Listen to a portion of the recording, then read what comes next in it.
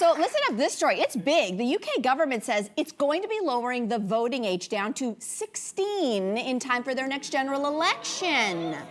This is a major, major change to their democratic system, adding an additional 1.5 million eligible voters.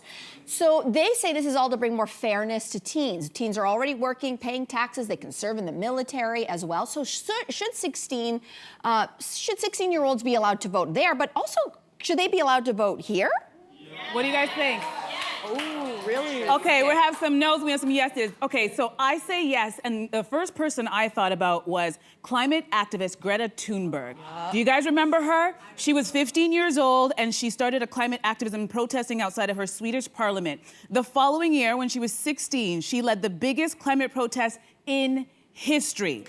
6 million people across 150 countries joined her, and I remember covering that story. And prior to that, I'm embarrassed to say, I thought most 15 and 16-year-olds were not thinking about anything political and didn't know what was going on with the world. And when she came on the scene and I saw all these young people galvanize behind her, I'm like, I'm in the wrong. They really do care what they know, and they care about what's going on. And I'm thinking if those young people had a chance to vote so that they can change, because they're concerned about their future, it would have been the greatest thing. So I'm thinking, yes, we obviously have to have 16-year-olds. But don't you feel like they're more in tune with the world than we think? Don't you feel like she's an exception to the rule? She's an exceptional human being. But she wasn't by herself. She galvanized millions of people around the world. I guess, am I the only one on the other side of, like, I'm kind of a no on this one. I feel like, okay, you're with me too, thank you, thank you.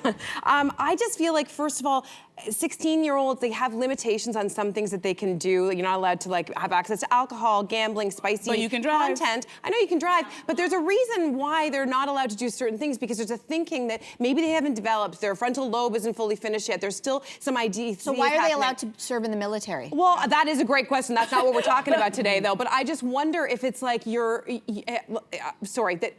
me, the people who would be most politically engaged at that age are being highly influenced either by their parents' politics, or I worry about populist ideologies, because hot takes are what fire up TikTok. We know that. And so you're going to end up with more divisive rhetoric. I feel like this is actually going to lean not left, but right. And finally, I will just say we have 50% of people who didn't vote in the last election. Yeah. Why not work on getting them engaged instead of focusing on younger people? I would argue that the difference between 16 and 18 is not that much, because your frontal lobe develops when you're 24, 25.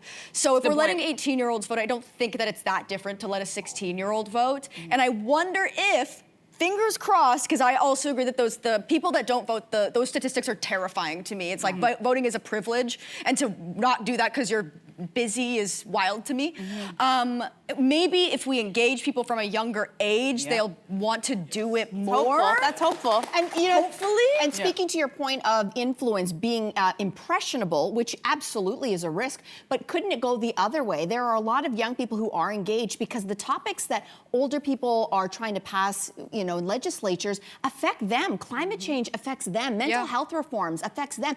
Education reforms, that affects them directly. And if they're in a household where they're engaged but mom and dad aren't, that kid could actually be the one who says, you know what, mom and dad, why don't you care? This is about our lives together. So it could actually work the other way as well. I love your sense of hopefulness. I just feel like the flip side, that's amazing. All that stuff is amazing. The flip side of that, we have this crisis of masculinity. Anyone who watched the show of Adolescence has talked about how males are increasingly isolating themselves. They can be more self-radicalized online. And so I'm just worried about what the influx, somebody who would be a passionate voter at 16. But is it fair to paint all of those young people No, with that brush? not at all. I'm just telling you what I might be concerned about is that, like, why? I guess my biggest question is why? Okay, should the biggest question be where has this happened and what has been the result? Yeah. Austria did this in 2007. They are reporting across the board 0 downsides. Voter turnout is up, engagement is up. There is no downside that someone has pointed to yet. Yeah. And I just think that if you can ask a young person to put their life on the line in the military at 16. Well, that's a good in point. Canada, it's technically 17, but you can actually enroll earlier with parental consent. But if in the UK... You're not even allowed to go to most spas until you're 18. Yeah. Anyway, you can't watch certain movies. They're doing a lot. Driving is wild. Cars are so big, you're basically driving a tank. Like if you're 16, and they do not think they can die. Like the way 16-year-olds drive is horrifying. Yeah. I think we can Let give them them more vote. credit. Let them vote. Fascinating. We'll see. Hey, you, come a bit closer. We've got so many more must-see interviews, spicy debates, lifestyle tips, and pop culture moments. So subscribe to our channel by tapping the logo below and don't miss out.